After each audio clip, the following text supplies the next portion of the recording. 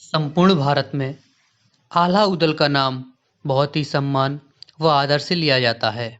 आल्हा उदल को उनकी वीरता के लिए आज भी याद किया जाता है। आज हम आपको आल्हा उदल, उनके भाई मलखान, राजा परमाल, परमाल के पुत्र ब्रह्मजित की पत्नियों के बारे में बताएंगे, उनके पुत्रों के बारे में बताएंगे।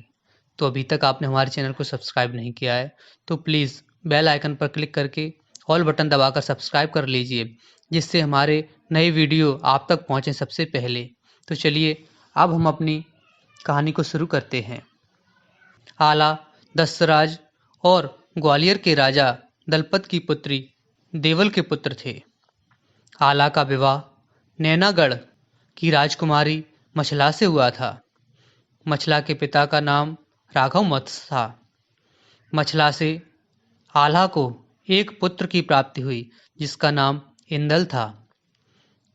मां शारदा ने आला के साथ साथ इंदल को भी अमरत्व का वरदान दिया था। आला के छोटे भाई उदल आला से 12 वर्ष छोटे थे। उदल का विवाह फुलवा के साथ हुआ था। फुलवा नरवरगढ़ की राजकुमारी थी। फुलवा के पिता का नाम राजा मोतीमल था।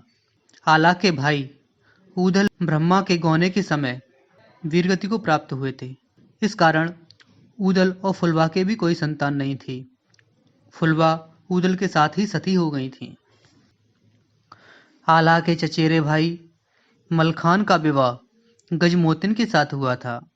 गजमोतिन कोट कसौली की राजकुमारी थी। कोट कसौली को कांसों के नाम से भी जाना जाता है। राजकुमारी गजमोतिन के पिता का नाम गजराजा था। मलखान और राजकुमारी गजमोतिन के पुत्र का नाम बहोरन था। राजा परमाल के पुत्र का नाम ब्रह्मजित था। ब्रह्मजित का विवाह पृथ्वीराज चौहान की पुत्री बेला के साथ हुआ था। बेला दिल्ली की राजकुमारी थी। राजा परमाल के पुत्र ब्रह्मा की मृत्यु उनके गौने के समय ही हो गई थी। इस कारण ब्रह्मा के कोई पुत्र न था। राजा परमाल का विवाह राजकुमारी मलना के साथ हुआ था।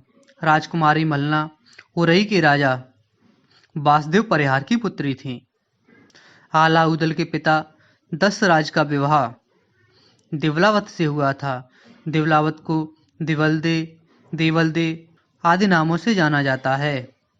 ये ग्वालियर के यदुवंशी अहीर राजा दलपत की पुत्री थी। आला उदल के चाचा बच्छराज का विवाह बिजमा के साथ हुआ था। बिजमा भी ग्वालियर के यदुवंशी अहीर राजा दलपत की पुत्रियां थीं।